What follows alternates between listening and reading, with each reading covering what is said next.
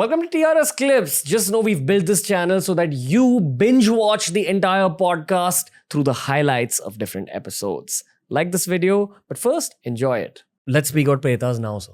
So Pretas are basically very angry type of spirits. Very angry. They are they're like, having a mad dog tied up. Are they formally human beings? They could have been formerly human beings, yes. But they are in a very negative state. The karmas have been so twisted that they are in a very negative state, and off and on, they may even be entities who have indulged in various kinds of negative practices. Maybe criminals Very who dangerous. have passed away, or tantrics who use tantricism. Or very violent kind of deaths. Very violent kind of deaths. Like what would be a very violent kind of? Oh, suppose somebody has an accidental death at a very young age, okay, or somebody commits suicide or something like that. Those type of very non-conventional, violent and dangerous deaths can often end into making that soul into a preta. And therefore, there are specific rituals done to calm down the preta. In the family, it has to be done by the family, in which family he or she was born, okay. Otherwise, they are going to definitely cause trouble. Okay. All sorts of trouble. What kind of trouble? First of all, they can bring diseases. They can cause, if you're trying to work something, they can cause obstruction, and they can cause accidents also to family members. One of the things you'll see sometimes, if it's a very negative entity, negative kind of pret, whatever you try to do, they're going to cause an obstruction and things will start turning negative. Whatever your effort is, it will, instead of producing the right result, it's going to produce a wrong result, and you'll see that out of the blue things are happening.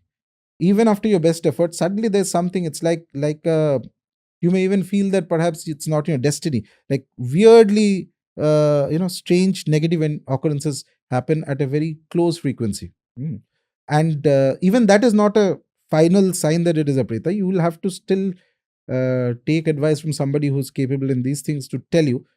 Even judging of horoscopes Jyotisha can tell you if there is a problem from a preta and things like that. How do you know as an everyday human that you're coming in contact with one? And moreover, again, when we speak about these hauntings, when you go to a house and something starts troubling you, like they've shown this in Conjuring and that whole Conjuring movie series as well. Were those pretas? I haven't seen the movie, so I can't exactly comment, but many of the so from our perspective, many of the negative entities that come in their culture would fall in some of these categories of pretas, or max to max they may go up to categories of pishachas, I feel. Okay. Because beyond that, the entities that come in, they are very so they don't beyond the so the other thing, the pishachas are also very dangerous, extremely dangerous. It's like a mad bull. Okay, complete mad bull. Can the pretas cause physical harm as well? Yes, absolutely. There are so many things they can cause. Diseases, this, that, etc. Accidents. Scratches on you. Very negative, yes. Perhaps, but this is more... this is not exactly like a science. So science means everything is perfect in the sense that only a preta can do this, preta cannot do this. No, it depends on how much power, how much negative power it has in it.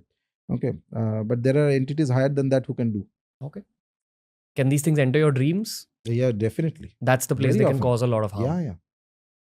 That's why very higher order yogis sometimes don't sleep. It's not possible for ordinary people, but there are people who may spend 12 years, 20 years never sleeping. Okay. If you pass through a very haunted, for lack of a better word, place, can things stick on to you? Yes. Why would they choose you over other people? It's not about you. It's just that you are passing through there. So you're there at the wrong time at the wrong place. But there is nothing wrong anywhere. So that means that you must have had some karmic link with that entity some lifetime. That is why you are there at that particular place at particular time to end up in that negative state with respect to that entity. And what's a stupid way of inviting them to you? Oh, there are so many ways. There are some people who are very stupid, so they think that they will do some kind of those, those Ouija board. Ouija board plus other spirit calling seances. All do not even step into those zones. You don't know what you are calling, and you will know it at a very late stage, if at all something comes in. And they come in very easily, by the way. It's not that difficult. If you keep practicing for a few days, it will start happening.